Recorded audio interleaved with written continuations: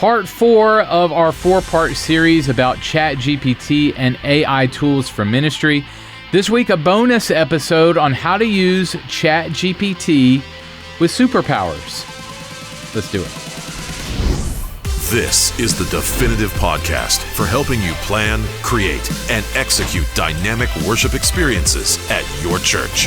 Useful, practical content in the areas of production, worship, communications, first impressions, and more. This is Making Sunday Happen. Hey friends, welcome to the podcast. This is part 4, the conclusion of our series on Chat GPT and AI tools for ministry. We've been doing a deep dive and focus the last month on MidJourney and Chat GPT and other AI tools that you can use at your church or ministry to increase your productivity. Today is a bonus episode of the show as I welcome Dustin Stout. Dustin is a social media enthusiast, designer, consultant, and speaker. He's the creator of such tools as SoVisual.co and Social Remix. His new product, Magai, is pretty astounding. Some of the features of this product that we'll go over today is Magai is a wrapper that uses Chat GPT and GPT-4 technology. And you can create chat folders, you can paste a link, and Magai will read it into Chat GPT. You can store and organize your prompts. You can create personas and more. Dustin will kind of walk through the elementary, kind of define some terms for us on what Magai is and what it can do. If you are an avid user of Chat GPT, if you've been on the bandwagon and you want to take your workflow to the next level, Magai is certainly it for you. Dustin is the creator of the product, so you're going to hear right from him on the thinking behind it, how to use it, what's on the roadmap for him to add in the future, and more. I'd love for you to use our special link to subscribe if you're interested in the product. That's 1230media.com/Magi. If you're interested in going ahead and jumping on, downloading a free version, and if you want to move to the pay version, you can do that as well. Again, our special link is 1230media.com/Magi, Magai, 1230media.com/Magi. All right, we'll jump right in with Dustin right after this. Hey friends, if you are a ministry leader that needs high quality graphics and video content at your church and fast, be sure to check out our growing ready-made media library at 1230media.com. We have 9 product lines of fresh content, including mini movies, motion backgrounds, countdowns, full series kits, themed packs, and more. And we are adding to the library every single day, every single week, fresh content dropping inside the library. You can start downloading your church visuals today, either a la carte or through our annual subscription. It's all at 1230media.com/go for Go Unlimited, 1230media.com/go. Hey guys, hanging out with Dustin Stout. Dustin is an entrepreneur, digital marketing consultant, and speaker. He's created tools like Magai, SoVisuals, and Social Remix to help use the power of technology to really help our productivity. Dustin, welcome, man. Thanks for hanging out. My pleasure. Happy to be here. Yeah, thank you, man. So I wanted to have you on to talk about Chat GPT and Magai. And obviously, Chat GPT has just kind of surged into the zeitgeist the last few months and in our culture. So tell me how you kind of latched onto it and how you started developing tools with it. Well, I mean, I've been using AI tools, AI writing tools probably for 3 or 4 years now. And I mean, they've been around for a while. Yeah. The challenge I always had with these AI tools was they were still kind of clunky, kind of hard to use. And many of the value propositions that these AI tool companies came up with was like, we'll just make templates for people, and people just need to fill out the templates. So we've got the IDA template, we've got the JAB template, we've got the XYZ template. So thousands and thousands of these templates. And while they did serve a great purpose, the big challenge for me was always like, I don't know what template to use. I have all this writing that I want to do, But like I have to go through this Netflix style process of like, which thing do I choose? And which one is going to help me get the best result for what I actually want? And so, I kind of struggled with these tools over the years, creating content for blogs and websites and marketing copy and social media copy and SEO and all this stuff. And, found the ones that worked best for me. But when ChatGPT came along, when it was released, I was already working on my own AI app. So Visual was a product that I was, at the time, building some AI functions into. And, I had the idea, maybe I should just build my own AI app based on the tools that I'm creating for So Visual. And ChatGPT came out. I tried it immediately, and it was like something clicked. It was like, this is what was missing from all these AI tools. The ability to just interface like a real person would want to interface with an assistant. That was the modality that unlocked everything for me. And I immediately knew, like, forget whatever I was building already. This is the new product, because as good as ChatGPT was, as a creator, someone who prolifically creates content and has to write content, there was a bunch of things missing, like the ability to search and filter my chats. Very quickly, that stack of that sidebar of chats got really really wieldy.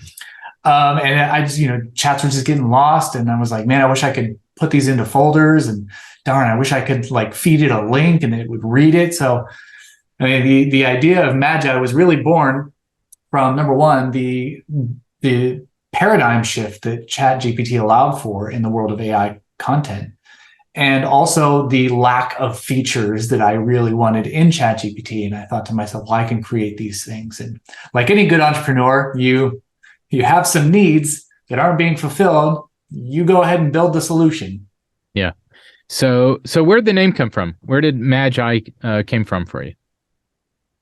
So I had some fun naming Magai because, to me, the essence of this Chat GPT type of interface was really magical.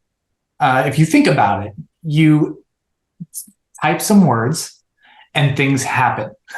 Yeah. And it's very much like, Harry Potter. You say some words and some magic happens.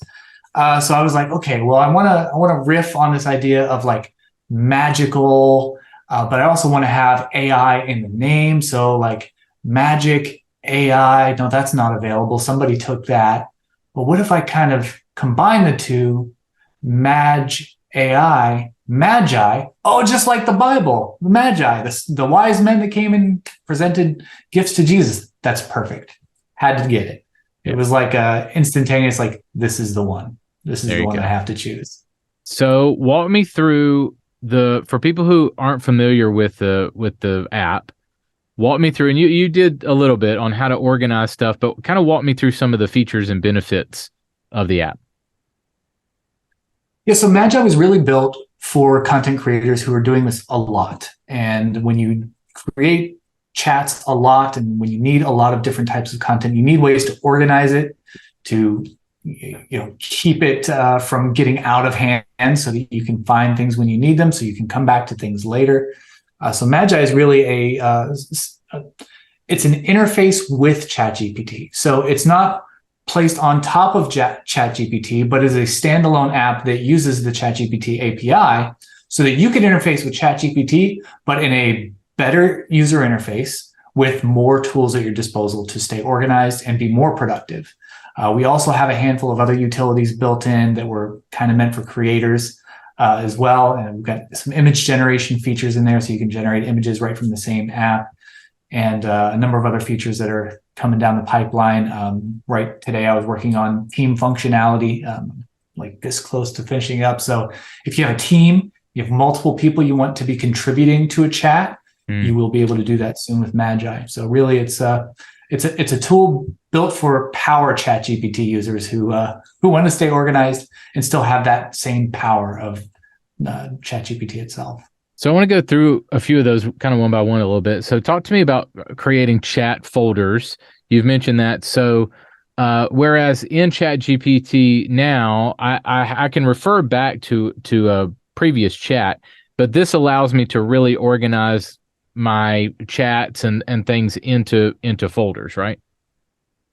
Yeah. So just like you think about Google Docs or Google Drive, that's really kind of the idea I started with, because that's kind of how I organize my life and work, and whether it's personal, business, or client related, I like to organize things into folders so that I know how to easily access them. So in the same way, inside Magi, you have a list of all your chats, just like you would have a list of files on your computer.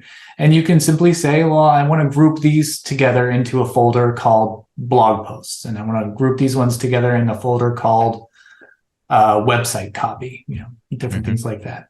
Good. One thing I love is the URL feature. So pasting URLs. Tell me how that works and came about. Yeah, I don't even think I mentioned that earlier. So basically, what I had to do at the beginning of ChatGPT is I wanted it to rewrite a lot of my web page copy to see if it could come up with something better. Yeah. And the old way you had to do that, you had to copy all the content of the page and paste it into ChatGPT. Well, with Magi, you just paste a link, and Magi can read any public URL. So you paste the link in there and tell the AI what you want it to do with that information, and it will go fetch the content of the page, read everything in its entirety, and then it will do whatever it is you asked it to do with that content on the page. So we're talking about text copy. How fast do you see video coming into the mix? I paste a YouTube link and it transcribes the whole thing, or listens and figures out what's going on, and I can interact with it that way. So right now, OpenAI has one utility called Whisper, and that is essentially an audio to text AI generator. So you can take audio and feed it to the AI, and it'll turn it into text, or it will do whatever you want with said text. So I haven't built that into Magi just yet, because we're really focusing on the corporate. It's just me. It's not like I have a team of engineers behind me who all working on things. So I really wanted to make sure the core features of Magi were sound and secure and functioning exactly as intended. But as soon as I can get to it, after these team features and a number of other high priority features, it will be relatively easy to integrate the Whisper API and send a link for a YouTube video. Now, the big challenge with ChatGPT, as most people know, is there is a size limitation. So if you have a web page with 25,000 words on it, ChatGPT is not going to be able to consume the whole thing, because it has a specific limit. I got something on my glasses here. So the same would apply to audio or video as well. So it would have sort of this limitation of, if it's too long, then it's too much for it to process, and it will flat out deny it. But you have a video that fits within the bounds, and the Whisper API can pull the audio and turn it into text. I mean, you really have a powerful tool. I mean, the Descript was like the first big utility out there that was taking audio and turning it into text. But very soon and very quickly, with minimal effort and a little bit of knowledge, anybody can really build their own version of Descript in its simplest form. And that's what Magi is going to do eventually. It's crazy how fast this thing is moving. It's just mind-boggling. Tell me about some of the prompt libraries that you've built in. Not only can I organize the chat stuff, but I can really store and organize my prompt library, right? Yeah, I mean, that was another thing that I wanted. I found myself using the same prompts over and over again. And so I wanted a way to reference my own prompts and save them and store them, and then reference them inside of the chat. And so we built a saved prompts feature where essentially you're just saving that text prompt into your library. Yeah. And whenever you're inside of a chat, you can easily access it. You hit the view button, hit show saved prompts, and pick one from the list, and paste it right into the input for easy access. And that really saved a lot of time, having to retype things or having to go to like a Google Doc and pull them out of there, or find that influencer's PDF that gave you 4,000 ChatGPT prompts. Right, exactly. Much easier if it's inside the interface with you. Another feature that I really like is the personas. So tell me how it's maybe learning my personas, learning my brands. I love that, how ChatGPT and working with Magai is learning my voice, is learning how to talk to my audience. Yeah, so the thing with personas, and it's really a high-level concept that takes a little bit of education. So in the marketing world, we have this thing called personas, where essentially we're describing our target audience, right? With Magai, I named this component personas because it just made sense, and it was the most descriptive word I could think of.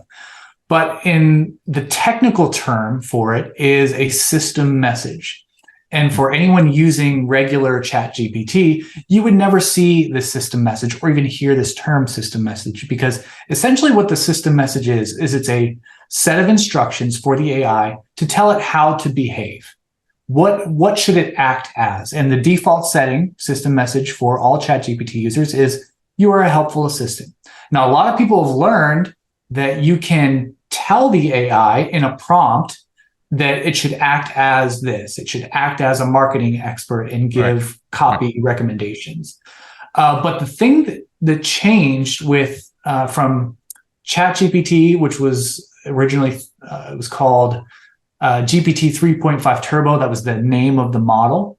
When it switched over to GPT-4, if you look through the OpenAI documentation, they talk about how in GPT-4, the AI pays a lot more attention to this system message. So prior GPT-4, you can tell it to act like a marketing expert after the system message, and it would be very effective. But in GPT-4, it's really paying more attention to that system message. And the way that I explain it to people is like this. Imagine that you had a friend who was knowledgeable about everything and can pull from all of his knowledge to answer your questions.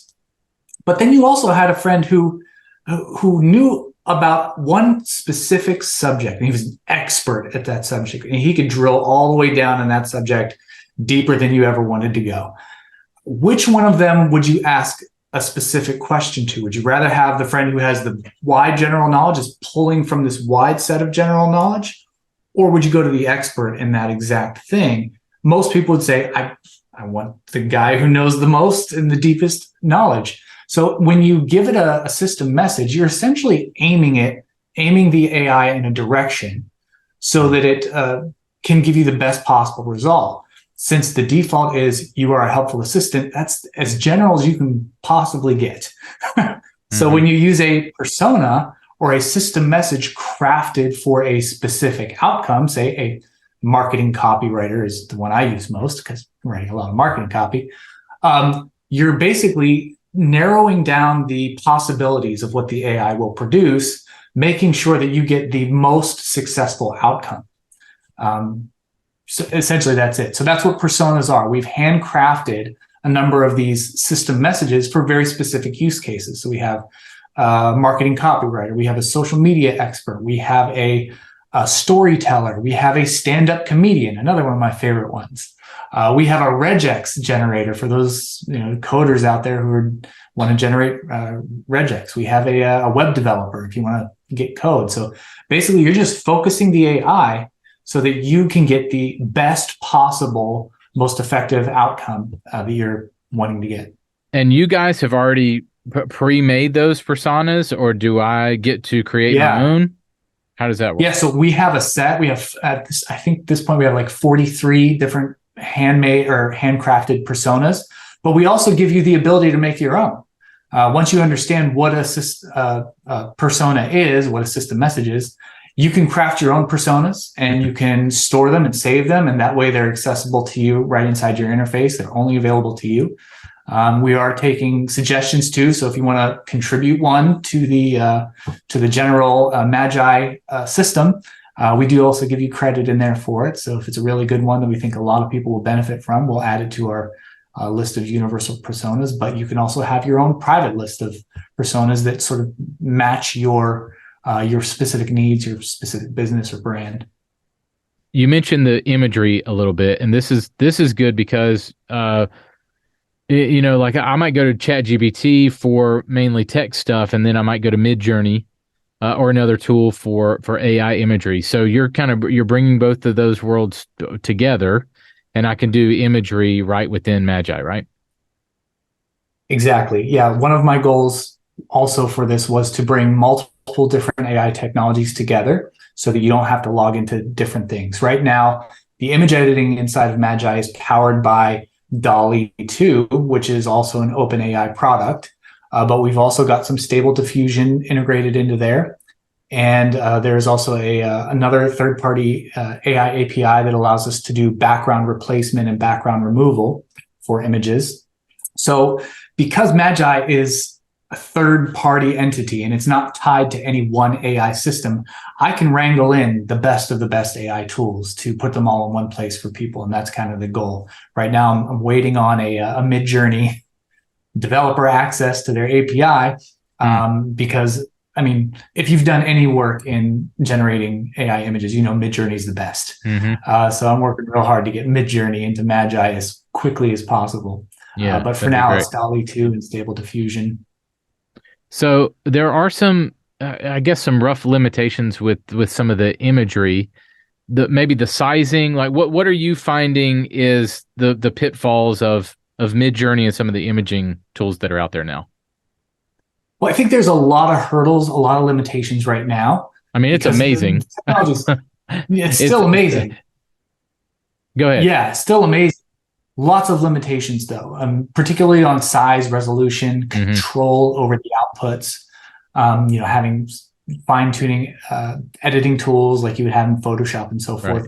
Right. But primarily, it's the processing power and the size of the images. Yep. So a lot of AI image generators, they'll give you a standard set of sizes that you can generate, most of them square, but some of them you can do different aspect ratios. But they're usually in the range of like 512 or 1024 pixels. Yeah. Yeah, 1024 seems to be the average that people go with. And for someone who's creating imagery for what they would want to display on, say, like a TV screen or bigger. Got to be bigger. That's not a great resolution. It's a pretty small resolution. It's going to look pixelated and it's not going to look great. With MidJourney, you have the ability to upscale it and to increase the resolution. Some of these other tools are baking that into as well, but it's an additional step. Yeah. So not necessarily a huge deal, but it does take the extra step. Now, within Magi, I did build an image upscaler. So any image generated is automatically at 1024, mostly because the bigger the image, the more it costs from an API standpoint. So we're trying to keep our costs effective so that we can keep prices down. But we do have an upscaler built right into the app. So once you generate one that you like, you hit the upscale and it automatically will increase the resolution by 400%, effectively giving you a, over 4,000 pixel resolution image. Yeah. I think that's the main hurdle that I'm dealing with MidJourney is it is an extra step to get it to a size where it's usable. All right. So how do you feel about imagery? Maybe this kind of dives into some of the ethics of it. I don't know if you know. I don't quite know how the imaging works. I know some artists are a little bit upset. Is it scouring the internet and finding my stuff or, a bunch of artist stuff and meshing it together? Is it truly an original piece of artwork? What's your stance on that from what you know? Oh, we're getting into a philosophical debate at this point. Yep. From a technical standpoint, as far as I currently understand, most of the popular AI image generators out there, they are not scouring the internet at this moment or at the moment of your request. Essentially, they've been trained. Just like Chat GPT has been trained up until September of 2021, and it has no knowledge after that. There was like a cutoff date. In the same way, many of these image generators, they were trained on data sets, images, millions and millions and millions of images, billions and trillions maybe. And the training was cut off at one point. So it stopped. So it's not constantly being trained because it's a very intensive process. But it has, a start and stop point for its data that it has acquired and is trained on. So it's basically saying it's taking your text and it's searching its knowledge base of all these images it's been trained on, and it's trying to figure out what your words would look like in the form of an image. In simplest terms, as I can possibly explain it. So the ethics of it is I can indeed create an image with AI, and it is an original piece of art, and I can do anything I want with it. I can sell it. I can give it. There's no ethical integrity problems that you see. So this will differ from person to person, and I'm not a lawyer, and I don't think there's a single lawyer in the space right now who has a solid understanding of how to go about this question either. But me personally, I see no ethical issues with it. If we think about how we create, I've been a designer, creative artist my whole life, and every artist knows that there's this idea of originality. Yeah, nothing really new under the sun. There isn't. We all create based on our life experiences and the things that we've already consumed. So in a way, much like the AI, we've been trained on all the images we've seen. And, as a teenager, I drew a lot of comic book art. And so where did I get that from? Well, I was reading comic books by these artists, and I was trying to recreate what they did. And that's really all the AI is doing. It's learned, and now it's applying its learning based on what it's seen, just the same way we do. Maybe not at the same level, maybe in a different way. But fundamentally, to me, it doesn't seem any different, ethically anyways. It's very interesting. How scared do you think people are about losing their jobs, about it, the machines taking over? It definitely is starting to transform industries very quickly. Yeah, I believe so. You can't avoid it. With progress, there's always going to be things that become obsolete, jobs and positions, products. That's just the nature of the world.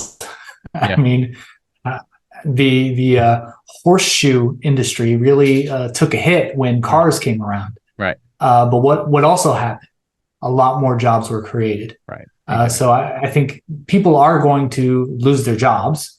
But the people with the highest amount of skill will either be promoted or they'll be even more valuable.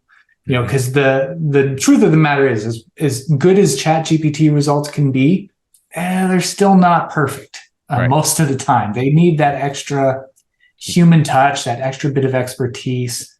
And the same with images. Just go try to generate some AI images for a while, and you'll see how frustrating the process can actually be. Right. And then you'll really understand how valuable an actual artist who can create that stuff can be, because, it still takes time. It still takes human effort. So jobs will disappear, but more jobs will be created, and people with real skill will be promoted, as far as I'm concerned. Good. What are some areas that the church can really utilize Chat GPT and specifically Magai? How can pastors, ministry leaders really take advantage of it? Well, one thing that I've harped on to church leaders and the churches that I go to, the people who work there, I actually myself worked for a church at one point. I was a youth director for several years at my local church. Is churches are so primed to be a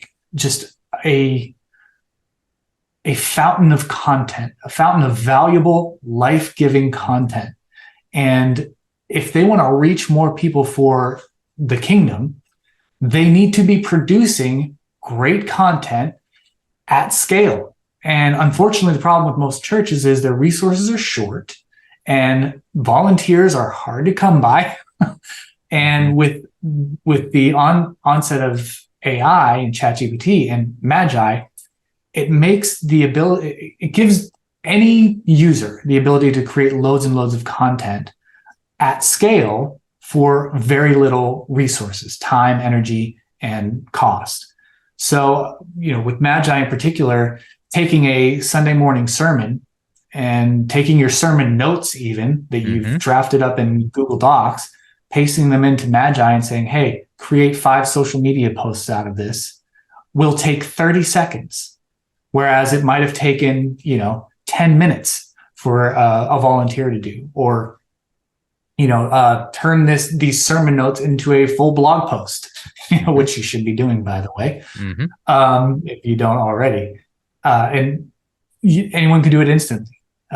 It takes seconds rather than hours to produce long form pieces of content like that. So, churches should absolutely be leveraging it at every possible standpoint to create social content, to improve their website copy, because let's face it, church websites can use some love on the copywriting side. Paste a link to your church homepage and ask Magai to improve the website copy. And it'll do that instantly.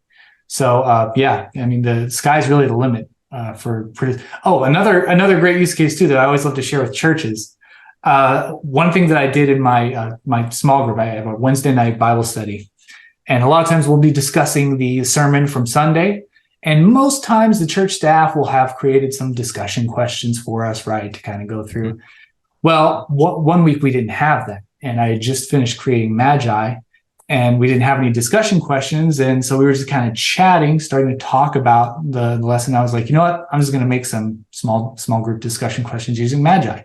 So I typed in the sermon, the key scriptures, the scripture references, didn't type out the text itself. I just said, Romans 8:28. I don't know what the actual scripture was, but I just gave it the reference and said, create some small group questions around this scripture. And it did. It created like 10 different questions, all of them more than sufficient for a small group discussion. And I didn't even have to do any editing for it. So, I imagine for the pastors who are having to create these worksheets and study guides and discussion questions, your work is going to be so much more efficient with when you partner it with AI. My wife is also, she's a middle school English teacher, and she's using it to create worksheets and such for her students to help her cut down on the amount of time that it takes to produce those. So, churches, there's so many ways they can use and leverage AI. Yeah, good. All right, 5 rapid fire questions before I leave you. You ready? All right. Give me a second. Let me get some water. Yep. You better stretch get out. ready. All right. At the lightning round rapid fire is coming. Let's go. All right. Number 1. What is the craziest thing that you are seeing in the world of AI? What is surprising you? Surprising. Man, because there's a lot. Really, the craziest things are the AI generated images that are like of real people. I don't know if have you seen the Swaggy Pope? Yeah. The Swaggy Pope, man, that got me. Yeah. But they're real. They look like real people. Like I've put stuff in there, like even for churches, like a selfie image of my church tech team in front of our sound booth, and it's like a real picture. I'm like, yeah. Well, who are these people? I'll tell you one more quick story. I know this is the quick fire round, but a couple months ago I was applying for jobs, because the startup thing was kind of rough and wasn't sure if I was going to launch a new product yet. And with Chat GPT, I was applying for this job, and I hate writing cover letters. I'm terrible at it, and I never know what to say. So basically, I took the job description that I was applying for, I pasted it into Chat GPT, and I said, write me a cover letter for this job that is described. And it did. I wrote a pretty brilliant one at that. I added a few words here and there for my own personality. And the craziest part for me, I sat in an interview with the HR person, and the first thing out of her mouth was, I just have to tell you, I was so impressed with your cover letter. You have the most engaging writing, and I just had to tell you, I'm so impressed. And meanwhile, I'm going, thanks. I've been blogging for a long time, so maybe that's just one. Yeah. So I'm wondering where that comes into play, though. The educate. My wife's a middle school teacher as well. And like, you know, our kids going to be cheating? I mean, like how essays? Oh, they are. Obviously already are. How are we going to be able to tell? I mean, it raises all those questions. All right, which leads me into number 2. Here we go. What should we be the most scared of when it comes to AI? Are the machines going to take over? Yeah, I would say the most scared we could be is Skynet. Dude, I've been using the same reference, and people are like, Terminator? I'm like, yes, it is the plot of Terminator. It is the movie. That's the plot of Terminator. Yeah. Terminator, The Matrix. Skynet's taking over, baby. Yeah, iRobot. Yeah, exactly. Vicky. Yep. So what's the is that the biggest worry? Do you think the biggest thing that scares you? I think that's the biggest worry people have. I don't know how realistic it is. I think it's just a product of our sci-fi programming over the years. Like that's just what all the sci-fi movies have been about. Evil AI. Yeah. I don't think it's not a possibility. I just don't know if it's a huge possibility for something like that to happen. But you know, it's like the meme. You know, your chances of being killed by a rooster are low, but never zero. Right. Yeah, exactly. All right. Number 3, what is one thing ministry leaders should absolutely be using AI to help their church? Maybe we've already mentioned it, but what is the top thing that they should be using it for? Yeah, top thing I think would just be taking long form content like a sermon and chopping it up into tweetable or Instagrammable, shorter form pieces of content. So I'm going to rabbit trail for a quick second. So as an entrepreneur myself, one of the biggest books that really helped me early on was Michael Hyatt's Platform book. This has been 10, 12 years ago, 15 years ago. But that was the biggest piece that I learned from him is how many different ways can I use one piece of content? And you know, take one piece of content that is a podcast episode. Let's just say I'm giving away the secret sauce right here. Take one podcast episode, break it up into a blog post, an ebook, emails, social media posts. Like how many different forms can you use that one piece of content? And in being an entrepreneur for 10 years now, and before that even, no one has ever gone, oh, I saw the exact same. You're just repeating yourself over and over. I saw the same thing on your blog as your No one's ever saying that, because if you're constantly doing that with every piece of content, then you're just a content machine, and nobody, or they might be a more reader over here, where somebody might be a listener or watcher over here. We like to consume our content different ways, so that's been a big help to me, and I think this just transforms the game of how I can splice up content. Yeah, because before AI, it was really hard to do, right? It was really time consuming. You take hours to create one piece of long form content, and then you take 10 times as long to chop it up into other little pieces if you don't have like a team of people to do it for you. Now with AI, you do have a team of one. Right, and, which I think it's super exciting for guys like us that have been doing it for a while, that are like, oh my goodness, like I see the potential, like everything I've been doing is going to take me a snap now. All right, 2 more. Number 4, what is one thing that you're most proud of in the tools that you've created for leaders? I take a lot of pride in the experience. I think at the end of the day, when it comes to technology, like they're all going to be the same. Every app is going to have AI in some way, shape, or form. At the end of the day, the thing that we pay for the most is the experience. And for me personally, like I take a lot of pride in making sure that it is the most beautiful, easy to use, and enjoyable experience. And so I think I've done a pretty good job. Some people have told me that they really love how my apps look, and Magai to date is my favorite interface that I've ever created in an app. Yeah, you've done a great job with it. All right, what are some things, last one, what are some things on the roadmap for Magai that you're most excited about? You mentioned the Teams one. Oh, man. Yeah, can't wait to deliver, I guess, the Teams functions for my all the people who've been requesting it. Like by far, the number one requested thing is I want to invite my team. so we all share the same chats and not have to like share screenshots and copy and paste over to Google Docs. So team features, huge. I had my roadmap up earlier. I should have left it up. But the audio, taking audio to text and video to text, huge items on my to get done list, because I think it unlocks just so much more potential.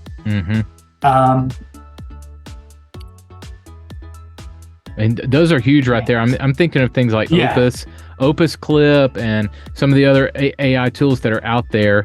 That you bringing it kind of all into one place is definitely a value add to what you're doing, in that I don't have to go to 15 tools. I can come to one. I think you're bringing a lot to the market with those things, especially. Yep.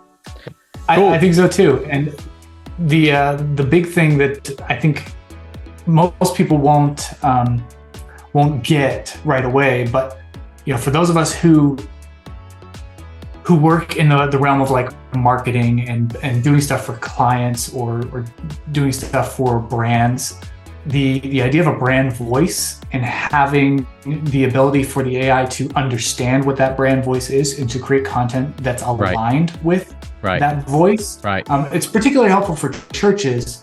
So I'm working on a feature now that is the brand voice that will be inside of your brand. You can set up multiple brands inside of Magai, and there's a brand voice section where you can paste in a sample of your brand voice and the kinds of words you use, or for a church, like your doctrinal statements, your theological beliefs.